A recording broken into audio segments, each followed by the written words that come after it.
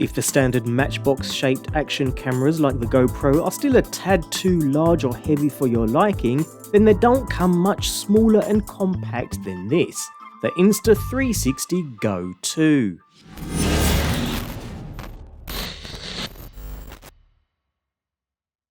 The Insta360 Go 2 is a thumb-sized action cam with some extremely cool tricks up its sleeve. It follows the original Insta360 Go, which launched in 2019, but there are a few significant upgrades here. The Go 2 is fully waterproof to 4 meters rather than just water resistant. It promises 150 minutes of battery life, over double that of the Go, and it's also had a big bump in image quality, capturing stabilized 1440p video compared to the Go's 1080p. Saying that, the Insta360 Go 2 looks pretty much the same as the original. It's a small pill-like device, not much bigger than your typical USB thumb drive. It's all white with rounded corners and a small camera sits at one end, thankfully with a removable lens protector which can be easily unscrewed, making it easy to swap out if need be, along with a tiny status LED just beneath. Also, like the original, there's only one button on the Insta360 Go 2, but this time it's on the front rather than on the back of the camera, which makes it a lot easier to press. Storage capacity is built in and not expandable, although with a 64GB variant available in addition to the original 32GB. Otherwise, we retain the magnetic attachment system on the rear with a bank of small connectors, making it easy to dock the unit with one of the biggest accessory upgrades in the package, an all-new charging case.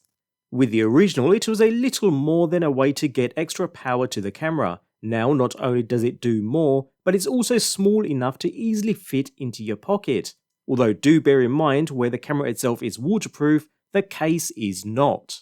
Nevertheless, the case carries a hinge on one end that can be opened to reveal the interior, with space for the camera to magnetically attach within the top lid. This not only begins charging the camera's built-in battery, but can also be used to export clips thanks to the USB-C port integrated into one end of the case. Otherwise, it's home to 2 buttons and a small yet rather clear OLED display. Because the Insta360 Go 2 is so small, it's nearly impossible to hold the camera in one hand and record video without your fingers getting in the way. Using the case keeps your fingers out of the shot and gives you better control on the camera itself.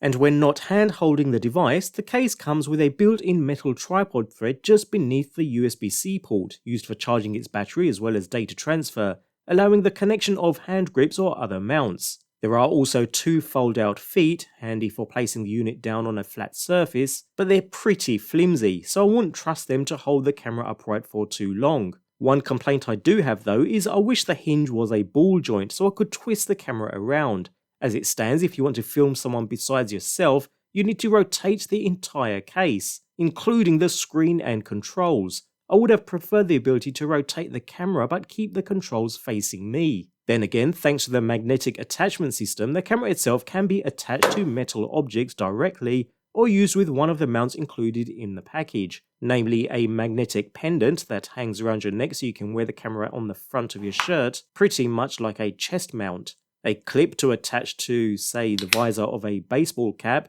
which seems to work quite well, and a swivel mount with an adhesive bottom so you can mount to your dashboard or some other flat surface.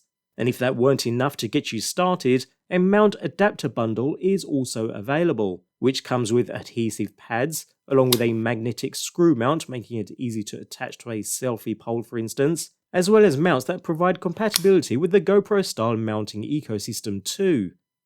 Using the individual mounts is all well and good, although using the camera in this fashion can be a little limiting. The camera only has one front-mounted button after all, and while you can access a whole bunch of shooting modes when the camera flies solo, it involves learning which multi-tap gestures fires off which mode, involving single and double presses to accomplish different tasks. A small LED just beneath the camera's lens lights up when the Go 2 is capturing video, a subtle sign to all who might be in front of you that they're being recorded, although that can be switched off if need be. Nevertheless, I resorted to using the camera's charging case instead, which makes things a whole lot easier. This combo of screen and physical buttons lets you switch camera modes, change a whole host of camera settings, as well as current shooting mode settings, and of course start and stop taking videos and stills. In effect, it turns the Go 2 from a casual action camera for quick occasional clips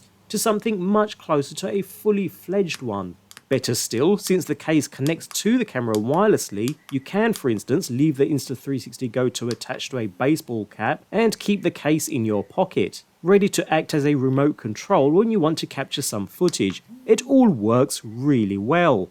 Of course, we do have a smartphone app too, and the connection process is a quick and easy one, which is always a bonus, where you can get a live preview from the camera, albeit with some latency, which was a little more than I had expected, as well as tabs to change the resolution, aspect ratio, field of view, and all other camera settings. It's all nice and easy to use too, and connection was perfectly stable, no issues there at all.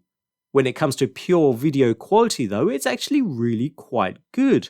A huge improvement over the original Go. Impressively, for a camera this small, the Insta360 Go 2 can record video at resolutions up to 2880 by 2880 and 30 frames per second. However, they're exported as 1440p to take account for the electronic image stabilization, so 4K is not available here. But to be fair, for many users of this camera that won't really be an issue. Although there is some noise from time to time and it does lack some crispness, the Insta360 Go 2 manages to retain most of the detail it captures when in bright sunlight. In fact, I'd go so far as to say it's the sort of performance I'd expect from a GoPro series camera, not a tiny one like this. Even the dynamic range performance is similar to a high-end standard size action camera. In addition, it has clearer nighttime video than most GoPros. Saying that, GoPro is still the clear winner in terms of color tone, stabilization, and general image consistency. But the fact that we can talk about them in such close proximity is a big win for the Insta360 Go 2.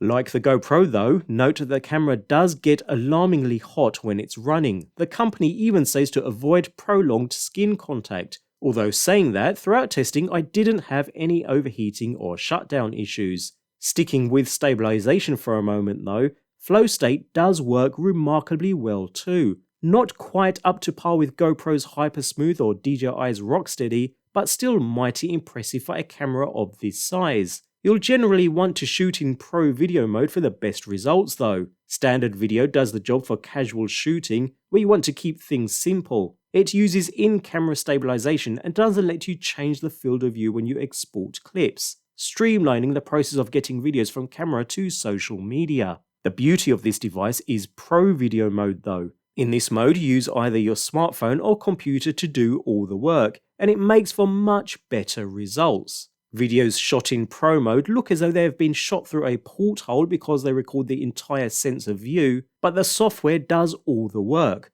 While you can use a smartphone, I personally prefer the desktop app, which allows for field of view alterations during export, as well as horizon leveling and flow state stabilization. It's great being able to just get out there and shoot video, not worrying too much about settings, and then choosing settings while viewing the actual footage back before exporting the final result. A great combination that works exceptionally well. A quick note on still image capture. Well, they're good, but not as crisp as you'll get with the GoPro or some of the latest smartphone cameras, in both sunlit and overcast conditions. There's a lack of detail that you won't find on cameras with larger and better sensors.